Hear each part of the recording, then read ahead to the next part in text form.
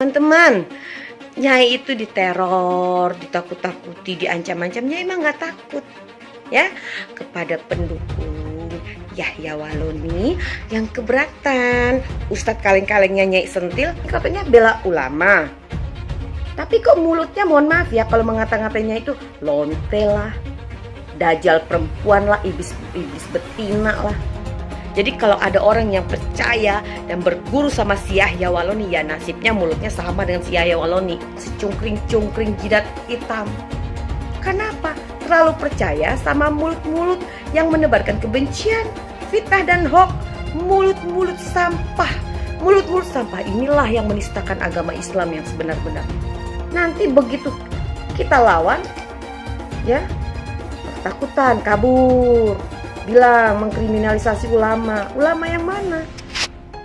Jadi kepada para pendukung Yahya Waloni, Somad dan selain-lainnya, ya kalian gak usah lah teror-teror Nyai, ngancam-ngancam. Kalian pikir Nyai takut enggak?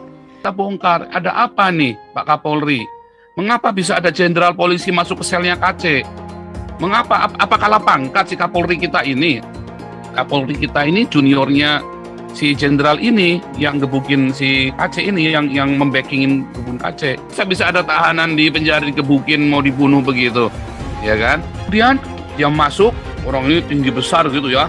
KC kan kecil gitu kan, timpang begitu kan, mulai dihajar ya, ditendang. Kamu tahu siapa saya? Wah, nggak taunya dia itu jenderal yang terkenal ya, jenderal polisi terkenal. Disodorin surat, ya diinterogasi sama dia, tidak akan melaporkan karena lapor nanti ada konsekuensinya segala macam itulah. Surat itu dibawa lagi. Nah, itu kan aneh, itu kan sudah benar-benar terencana surat itu kan, surat pernyataannya KC itu kan. Habis dihajar begitu, wah KC-nya udah ampun-ampun, bayangin itu orang kena gula, pincang gitu ya, udah timpang begitu, kena gula, dihajar habis-habisan, badannya kurus lagi si KC kan, Anda tahu sendiri itu si KC, orangnya kecil begitu. Disiram air, dihajar lagi, bangun dihajar lagi. Wah, ngeri saudara itu. Jangan di ini Pak, nggak boleh Pak sama keluarga. Oh nggak bisa, ini bisa dibunuh si KC ini. Bisa dibunuh, kalau kita diem bisa dibunuh. Justru kalau kita teriak, kalau sampai KC mati, kita sudah tahu nih siapa yang bunuh dia nih. Ya kan? Kita sudah tahu siapa yang bunuh dia, siapa yang backingin di belakangnya. Nggak mungkin orang biasa, nggak bisa dimabes dia dibunuh. Nggak bisa, yang bisa adalah orang yang punya kuncinya selnya KC. Karena KC itu satu sel sendirian. Tuh daripada lu cari gua, nggak bisa tangkap saya di sini. Orang dibilangin nggak bisa tangkap saya di sini. Orang saya itu di bawah undang-undang Eropa, saya ini udah menjadi warga negara Eropa. Bilangin bandel sih polisinya, urus itu yang di depan mata, yang nggak beres dulu. Itu si Ustadz Abdul Somad. Kalau Yahya Waloni itu kan ujaran kebencian, hate speech, ya kan? Kalau Abdul Somad itu jelas-jelas penistaan agama. Irena Handono itu harusnya ditangkap. KC itu ya harusnya yang sebandingnya itu dengan Irena Handono, Abdul Somad itu yang harus ditangkepin. Pernyataan Joseph Fauzan yang mengatakan bahwa jenderal polisi yang mukulin PC Pak ya? Kita belum menentukan tersangkanya. Joseph Fauzan ya, dia membuat video itu katanya yang melakukan pemukulan itu adalah polisi. Nah itu bisa dibantah atau gimana Pak? Yang melakukan nanti akan menjadi tersangka. Beberapa hari ke depan, ya, penyidik akan melakukan gelar perkara, menyemburkan ujaran kebencian, menebarkan berita bohong. Itu berlangsung berulang-ulang dan bertahun-tahun. Saya harus melakukan penegakan hukum yang tegas terhadap model seperti ini. Tidak ada gigi mundur, maju terus. Pak Ustadz Abdul Somad, ada apa dengan Anda? Kok kelihatannya begitu membenci kekristenan atau sangat tidak suka dengan orang Kristen? Pak Ustadz Abdul Somad, coba Anda bayangkan seandainya hal yang sama terjadi kepada agama Anda. Seandainya ada orang Kristen atau pemimpin Kristen yang mengucapkan penistaan model seperti itu terhadap agama Anda, apa yang terjadi? Pasti berujung dengan penjara, bukan? Pasti akan didemo berjilid-jilid. Kalimat-kalimat dari Ustadz Abdul Somad ini jelas adalah satu omongan yang layak disebut sebagai penistaan agama. Ustadz Abdul Somad, kalau mau diperkarain, perkarain! Kalau mau dilaporin, laporin! Kita ngomong begitu sah-sah saja, nggak ada salahnya. Nggak boleh bilang kafir. Allah yang bilang kok. Jadi apabila Abdul Somad yang menghina salibnya orang Kristen tidak mau meminta maaf karena dari isi ceramah kau itu menimbulkan keributan antar umat beragama. Memangnya kau pernah lihat itu jin disalib? Hah? Dan mereka merasa marah dan tersinggung karena kau merasa kau melecehkan agama mereka, salib mereka. Walaupun kau pernah lihat ada jin atau tuyul, ada apapun di salib, gak usah kau omongin. Mungkin aja Somad ya. Apabila ada orang non-muslim mengatakan di tasbih itu ada tuyul, kuntilanak atau genderuwo, marah gak kau? Ingat loh, nanti di neraka itu justru banyak yang muslim yang masuk neraka. Agama musuh besar Pancasila. Indonesia itu harus memisahkan antara agama dan negara. Agama dan negara kalau dicampur aduk, maka dua-duanya akan mundur. Kalau negara ingin maju harus dipisahkan dari agama. Mana lebih bagus Pancasila sama Al-Quran? Gitu kan? Sekarang saya mau tanya nih semua. Yang berjuang di abad 20 itu Nabi yang mulia Muhammad apa Insinyur Soekarno untuk kemerdekaan? Saya mau minta jawaban. Di abad 20 yang berjuang untuk kemerdekaan itu Nabi yang mulia Muhammad atau Insinyur Soekarno? Ayo jawab, nggak ada yang berani. Harusnya orang Kristen tuntut secara hukum supaya kita debat di depan hakim, kan begitu? Tuh kalau melawan Kristen itu jangan pakai argumen jujur, jangan pakai referensi jujur. Saya tidak akan menyanggah pakai Al-Quran. Saya juga Islamkan orang nggak pernah pakai Al-Quran. Saya juga Islamkan orang nggak pernah pakai Al-Quran. Saya juga Islamkan orang nggak pernah pakai Al-Quran. Saya mematahkan argumen Anda, mengalahkan Anda dengan kitab Anda sendiri. Stop. Ustadz Yahya Waloni, maka dia lebih dulu masuk surga daripada Abdul Somad.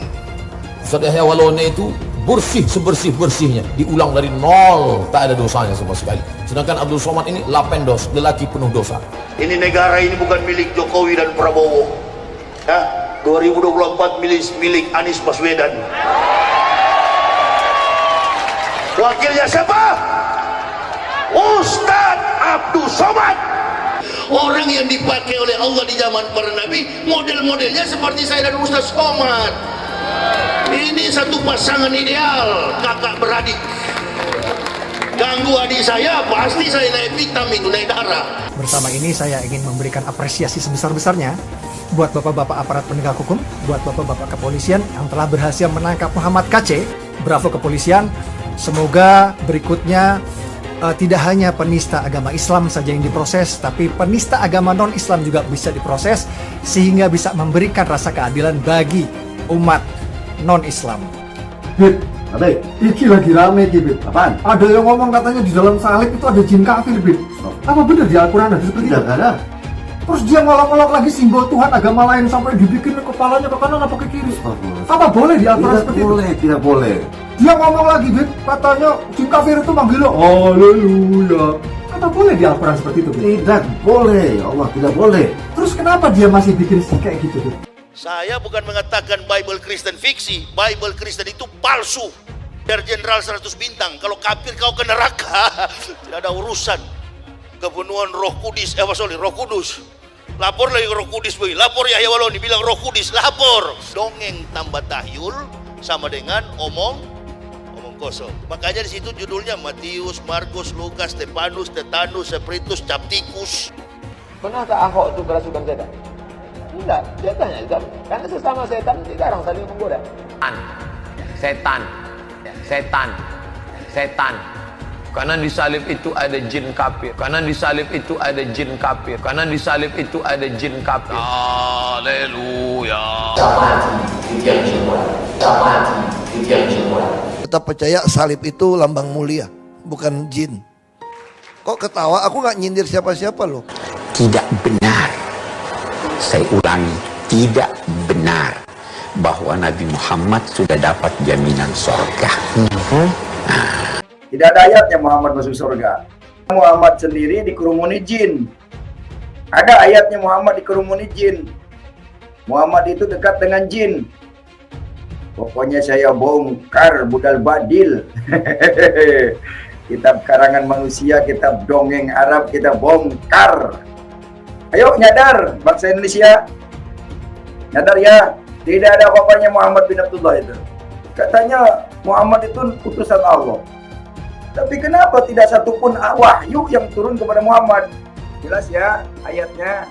Muhammad ini dekat dengan jin. Saya nggak pernah mundur untuk kebenaran, keadilan, kejujuran. Dan beri Ini prosedur dari Kemenkumham bahwa harus isolasi mandiri selama 14 hari. Dan ternyata ketika saya bertemu dengan Bapak Muhammad Kaceh dan beliau menunjuk saya supaya mengkoordinir, mencarikan kuasa hukum untuk membela beliau di dalam untuk perkara hukumnya. Dan saya lihat kondisi fisik Bapak Muhammad Kaceh di lengan sebelah kiri masih saya lihat ada lebam hitam. Kemudian di punggung sini masih ada lebam hitam dan beliau mengatakan tulang rusuk saya kemungkinan patah. Itu beliau yang bisikan kepada saya. Dan beliau kasih ke saya adalah bentuk obat, tolong dicek apakah ini racun. Dan itu sudah bersurat ke Kabar Eskrim yang ini oleh rekan saya juga. Mudah-mudahan ada ketransparansi dan keterbukaan dari pihak Kabar Eskrim untuk mengusut tuntas tindakan-tindakan yang di luar koridor hukum. Karena polisi bertindak berdasarkan undang-undang dan berdasarkan kode etik. Dan kami mohon kepada Bapak Insinyur Joko Widodo selaku Presiden, tolong diusut tuntas. Jangan dibiarkan tindakan kesewenang-wenangan ini terjadi. Dan saya juga memohon kepada Kompolnas, kepada LPSK, dan juga kepada Komnas HAM supaya ikut andil mengawal perkara Pak Kaceh. Karena patut digarisbawahi bahwa Pak Kaceh masih disangkakan melakukan penistaan agama. Karena apa? Ini belum berkekuatan hukum tetap dan masih dalam proses penyidikan.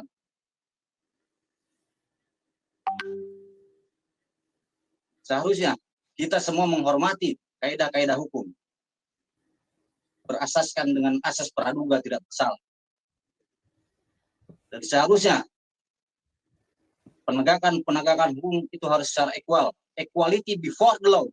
Dan itu semua sama di muka hukum. Mau dia mengatakan dia sebagai irjen atau siapapun ketika melakukan tindak pidana, tolong diusut tuntas dan ditindak seadil-adilnya. Dan kepada abang saya, tadi saya sempat melihat di siaran Kompas mengatakan harusnya Pak Kaceh berterima kasih karena telah diperlakukan seperti itu oleh seorang irjen. Karena itu bentuk kekesalan. Saya garis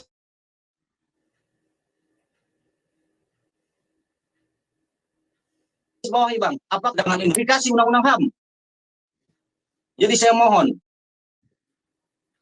ketika penegakan hukum sedang berjalan, jangan sampai ada statement-statement yang merugikan atau mencari sensasi di luar sana karena persoalan politik. Selama 2 minggu kami pihak keluarga dan saya juga sebagai kuasa hukum sudah dininabobokan dengan alasan isolasi mandiri. Dan satu pertanyaan saya, ketika misalnya Bapak Muhammad Kaceh mati di dalam tahanan, apakah kalian akan mengatakan Pak Kaceh kena COVID? Tolong kepada Bapak Kapolri,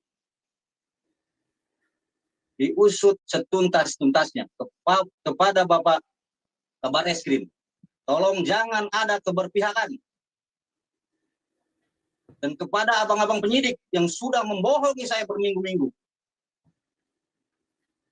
tuntaskanlah tugas kalian sesuai koridor hukum dan berdasarkan kode etik.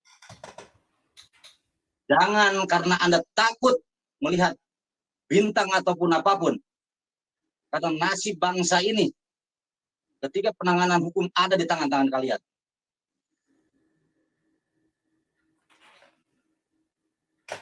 Kami bersama tim ke depan memohon juga kepada yang bersuara di luar sana, mengatakan kuasa hukum atau apapun itu, saya mohon dengan sangat, karena sudah ada penunjukan secara resmi. Kenapa kemarin saya tidak langsung melontarkan statement seperti itu? Karena kuasa kami belum diterima oleh Kabar Eskrim. Jadi saya mencoba diam, pelan-pelan saya. Kenapa tujuan saya seperti itu? Karena saya juga melindungi keluarga yang lain. Jadi mohon dengan sangat kepada abang-abang saya di luar sana, saya berterima kasih sudah bersuara. Tapi untuk kedepannya saya berharap juga ada sinergi dan abang tidak mengeluarkan statement-statement di luar persetujuan dari keluarga ataupun kuasa hukum yang sudah ada. Itu permohonan saya. Mungkin ada yang lain? Ya, silakan. Mau nambahin sedikit saja mengenai singkat ya. Dilakukan pada saat Pak Kacé tiba di Jakarta tanggal 25, saya dan salah satu rekan pada saat itu dari tim kuasa hukum yang lama bertemu dengan salah satu penyidik di malam hari, yang akhirnya kita sepakati bahwa di siang hari tanggal 26 jam 12 kita akan dipertemukan dengan Bapak Kacé.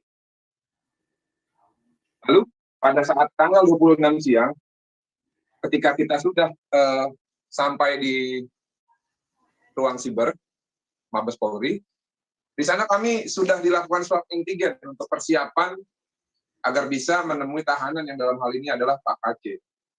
Setelah dilakukan swab antigen, dengan harapan bahwa kami akan segera bertemu dengan Pak Kacé, ternyata sampai jam 6 sore kami juga tak kunjung diberikan akses ataupun dipertemukan dengan Bapak Kacé. Di sini akhirnya kami dan tim itu mempertanyakan sebenarnya ada apa?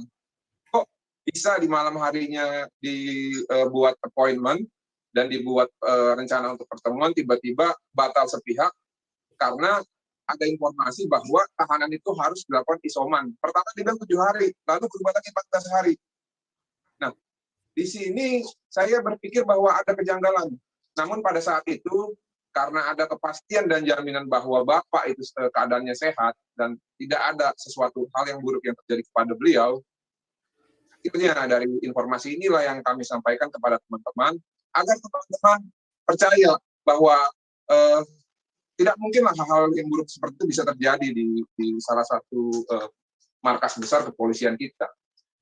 Tentunya ini juga yang akhirnya membuat kita kecewa. Bagaimana bisa suatu jaminan dari suatu institusi yang mewakili negara ternyata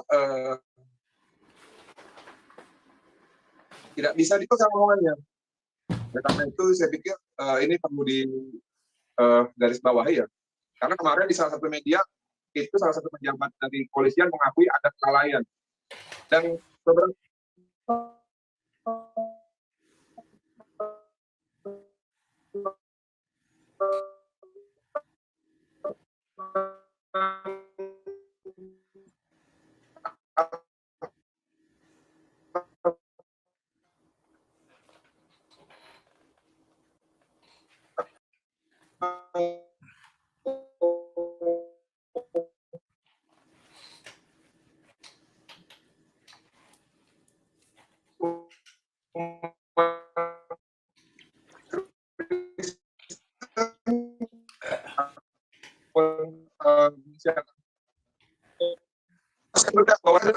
namun nanti kita tentukan saja, kita tunggu saja. Situ bulan-bulan bertemu, Bapak berbicara. Mereka itu vampir, Dracula, atau serigala, atau kampret ya. Teman-teman, Nyai itu diteror, ditakut-takuti, diancam-ancam. Nyai emang nggak takut. Ya, kepada pendukung Yahya Waloni yang keberatan Ustadz kaleng-kalengnya Nyai Sentil, demi manusia seperti itu kalian menghina saya, menghujat saya hanya membuka pikiran kalian agar kedepannya kalian berpikir secara realistis, secara bijaksana. Jangan mudah terkontaminasi, jangan mudah percaya sama mulut-mulut yang menebarkan hoax, kebencian dan fitnah. Ya, kita saling menghormati antar umat beragama. Kalau caranya begini, kapan akan baiknya bangsa ini? Baru dikritik sedikit, ya, marah, ngamuk, mencaci maki. Katanya ini pendukung PKI radikal ini katanya bela ulama. Tapi kok mulutnya, mohon maaf ya, kalau mengata-ngatanya itu lonte lah, dajjal perempuan lah, iblis betina lah, ya, dajjal bercula, atau lonte berkelas gimana gitu loh ya kan. Jadi Ya gini loh, kalau kita mempelajari ilmu dari seorang guru yang mudah mengata-ngatai, memfitnah orang, maka pendukungnya pun sama mulutnya, nggak beda jauh sama gurunya. Jadi kalau ada orang yang percaya dan berguru sama si Yahya Waloni, ya nasibnya mulutnya sama dengan si Yahya Waloni. Nyai emang gak rugi, dibilang lonte, dibilang dajjal, mau dibilang apapun silahkan aja. Kan yang tahu Allah dan Nyai, ya kan? Masa Nyai harus takut dan nangis? Tuh apa, mengurangi apa? Nggak ada. Nyai tetap cantik, tetap menarik, dan Allah tetap sayang sama Nyai. Karena memang Nyai bukan lonte, bukan dajjal, bukan iblis. Masalah berhijab itu bukan urusan kalian. Saya mau berhijab atau tidak, dosanya kan bukan kalian yang nanggung. Memangnya saya nggak berhijab tuh dosa saya kalian yang tanggung? Ya enggak lah. Saya yang tanggung, itu urusan saya sama Allah. Si cungkring-cungkring jidat hitam. Kenapa? Terlalu percaya sama mulut-mulut yang menebarkan kebencian, fitnah dan hoax. Mulut-mulut sampah. Mulut-mulut sampah inilah yang menistakan agama Islam yang sebenar-benarnya. Syiarkanlah agama Islam itu dengan bahasa, tutur bahasa yang sopan dan lembut. Bukan ngamuk-ngamuk, mengancam-ngancam kayak si Yahya Waloni itu. Itu namanya takabur dan ujub. Salah Nyai menegur hal itu. Hah? Salah nggak? Saya bela agama saya loh. Ya. Siapapun yang mengaku Ustadz, kalau dia menebarkan kebencian, fitnah dan hoax, akan Nyai tegur. Nanti begitu kita lawan, ya, ketakutan, kabur, bilang mengkriminalisasi ulama. Ulama yang mana? Kayak si Somad, kayak si Zulkarnain. Kenapa saya tidak mau mengatakan mereka ustadz? Karena saya tidak merasa punya ustadz seperti ini.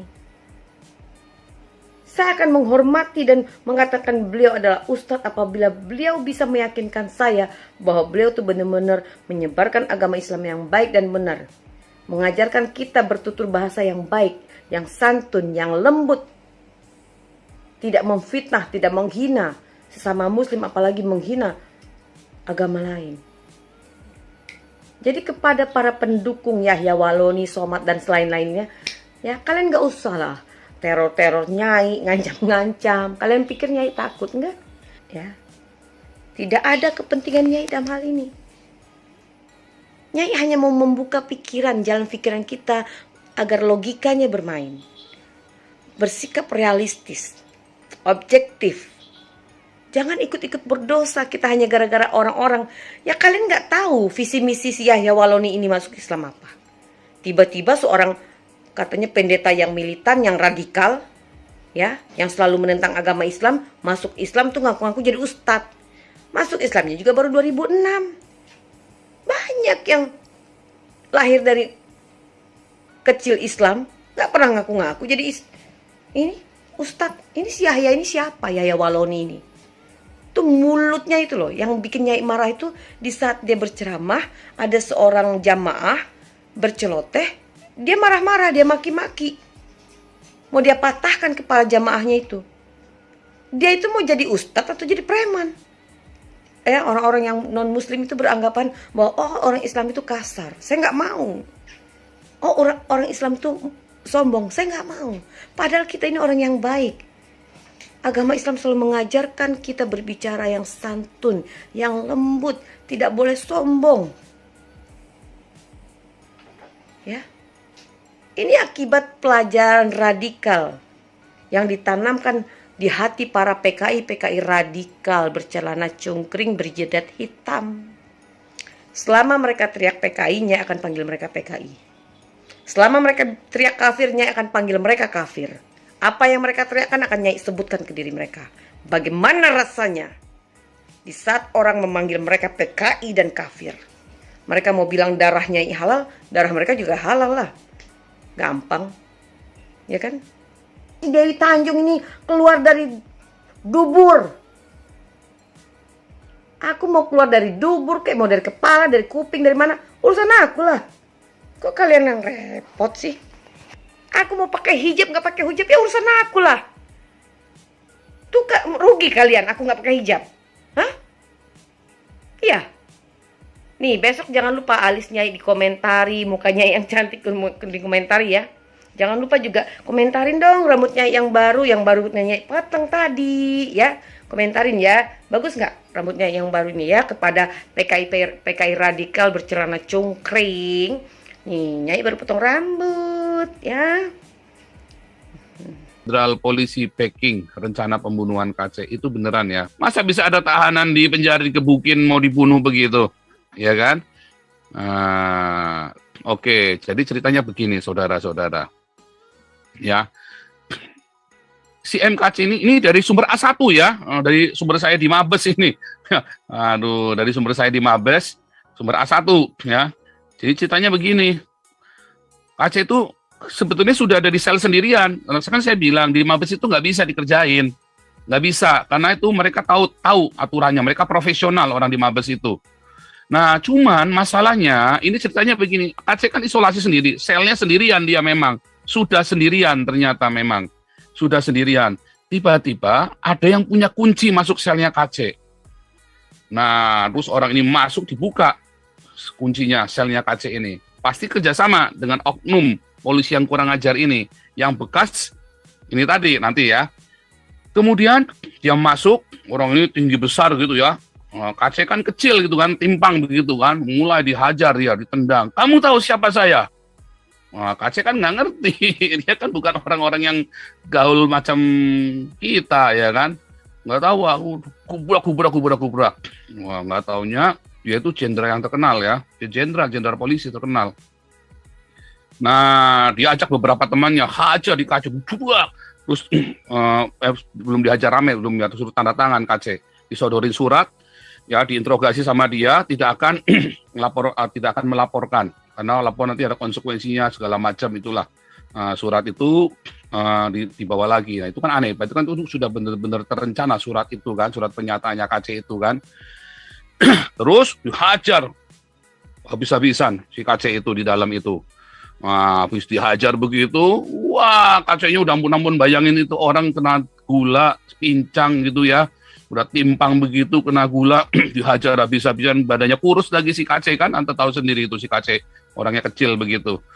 Nah, dihajar, wah sudah babak belur dia, ya kan, wah ngeri itu.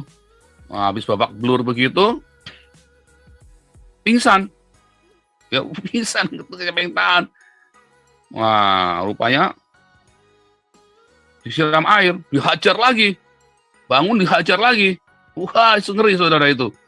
Wah, ini ternyata yang bukain ini kan anak buahnya si bekas jenderal ini, saudara. Si jenderal ini yang membackingin ternyata ya. Jadi makanya keluarganya takut karena bisa dibunuh. Saya bilang salah.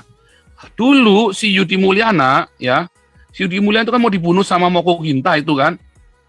Nah, terus kita viralkan di sini. Makanya bisa lolos Yudi Mulyana. Dunia internasional. Nah, sekarang kita bongkar. Ada apa nih, Pak Kapolri? Mengapa bisa ada jenderal polisi masuk ke selnya KC? Mengapa? Apa kalah pangkat si Kapolri kita ini? Nah, jangan-jangan juniornya lagi si Kapolri ini kan? Pak Kapolri kita khawatirnya kan kalau di angkatan kan begitu. Mereka kan ada masalah junior-senior. Itu repotnya begitu. Jangan-jangan Kapolri kita ini juniornya si jenderal ini yang gebukin si KC ini, yang membackingin gebun KC. Makanya bisa masuk ke dalam penjara. Serem saudara, bisa masuk ke dalam itu. Wah, bisa masuk ke dalam gitu. Terus itu ternyata hari kedua. Jadi waktu Warta Kota memberitakan itu benar ya.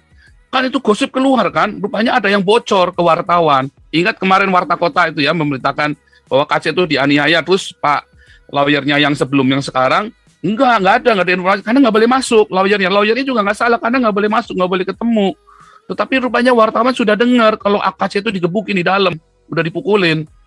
Nah wartawannya nggak tahu, nggak ada, karena sudah ditelepon ke Mabesnya, aku yakin nggak ada penganiayaan. Dia bilang begitu.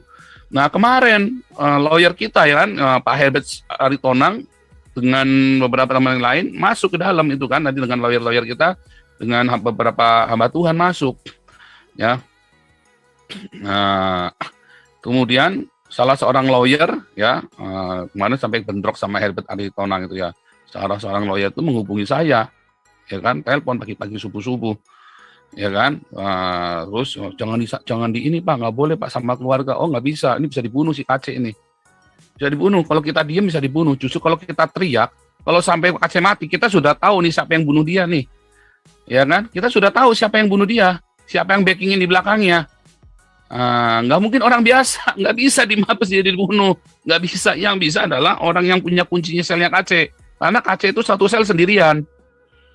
Nah, jadi si jenderal ini tidak boleh saya sebut namanya ya, tidak boleh saya sebut namanya. Jadi biar polisi yang ngurus, yang tahu sendiri dong. Ya lu tahu diri dong, itu kan kerjaan lu, daripada lu cari-cari gua. Nggak bisa tangkap saya di sini, udah dibilangin nggak bisa tangkap saya di sini. Orang saya itu di bawah undang-undang Eropa, saya ini udah menjadi warga negara Eropa. Dibilangin bandel si polisinya, urus itu yang di depan mata, yang nggak beres dulu.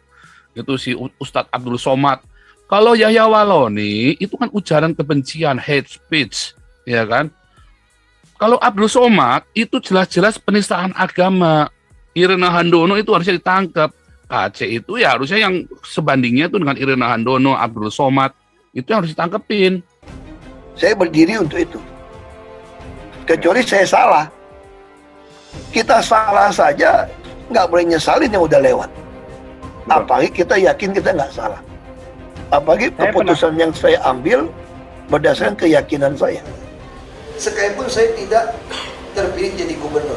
Jadi saya ingin ceritanya supaya Bapak Ibu semangat. Jadi nggak usah pikiran, nanti kalau nggak kepilih pasti Ahok programnya bubar. Enggak, saya sampai Oktober 2017. Jadi jangan percaya sama orang, kan bisa aja dalam hati kecil Bapak Ibu nggak bisa pilih saya. Ya kan, dibohongin pakai surat Al-Maidah 51 macam-macam itu. Itu hak Bapak Ibu. Ya. Jadi kalau Bapak Ibu perasaan nggak bisa pilih nih, karena saya takut masuk neraka, dibodohin gitu ya, nggak apa-apa. Karena ini kan panggilan pribadi Bapak Ibu. Program ini jalan saja. Merdeka untuk Jakarta. Kita tegakkan kembali syariat di Jakarta. Takbir. Usir penjajah-penjajah Jakarta, siap. Tangkap si Ahok.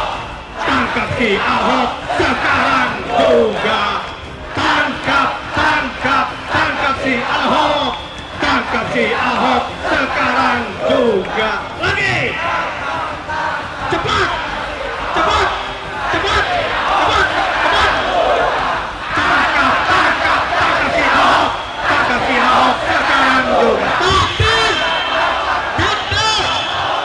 Insya Allah minggu ini juga Ahok kita seret ke pengadilan. Takbir. Siap kawal kasusnya. Siap banjiri pengadilan. Siap kontrol dengan ketat. Takbir. Nah, makanya begitu kasus menghadapi 411, Betul. saya bilang sama aparat, itu tanggung jawab kalian. Kami sekeluarga tidak mau pergi. Ibu saya bilang, apapun terjadi kita dalam rumah, jangan keluar. Mau mati terbunuh pun dalam rumah aja matinya. Supaya dunia akan mencatat kan. Kalau kamu hilang nggak ada yang tahu loh. Orang bisa fitnah macam-macam. Bisa bilang kamu kabur, bisa bilang kamu tenggelam, bisa macam-macam versinya. Dan orang nggak tahu. Tapi kalau kamu di rumah tidak keluar, terjadi baku tembak dalam rumah, terjadi kebakaran satu rumah, satu komplek dong. Waktu terjadi demo segala macam, saya di rumah betul-betul saya bisa tidur. Memang ada aparat minta saya harus diungsikan waktu itu. Ada ibu saya semua. Lalu kami putuskan kalau diungsikan ke pulau kemana-mana, justru ini minta maaf saja ya, kalau sampai ada orang rencana mau bunuh saya pun, justru dibawa ke tempat pulau, ke tempat itu nggak ada orang yang tahu, lebih gampang bunuh saya. Dan itu malah berita bisa nggak ada kan. Iya. Saya bilang sama mereka, saya nggak mau pergi. Dia bilang nanti bisa serbu masuk ke dalam rumah. Ya itu kan tugas kalian menjaga di depan. Kalau kalian takut ya tinggalin aja saya. Saya lebih baik mati di rumah satu keluarga Itu beritanya masih ada orang tahu, terbunuh di rumah. Rumah saya dibakar, dikeroyok, masih ada orang tahu. Kalau saya diungsikan helikopter ke pulau, kemana? Lalu kalian kalau ada oknum yang bunuh saya, ini kan perang ideologi kan. Ini kan soal keyakinan kan. Kalau soal keyakinan kita kan susah mau megang siapa gitu. Kalau ada orang kami yang hilaf, korup, minta UPT macam-macam laporkan, nggak usah khawatir. Langsung kita berhentikan sebagai PNS. Kalau ini semua kita tinggal lapor, SMS kami, udahlah. Aku paling senang berhentiin PNS yang nakal. Karena gaji PNS DKI terlalu mahal soalnya. Yang paling rendah dapat 13 juta sebulan.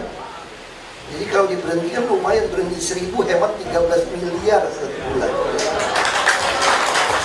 Kalau 13 miliar sebulan dibikinin tambak, budidaya, sampai bingung nyari orang.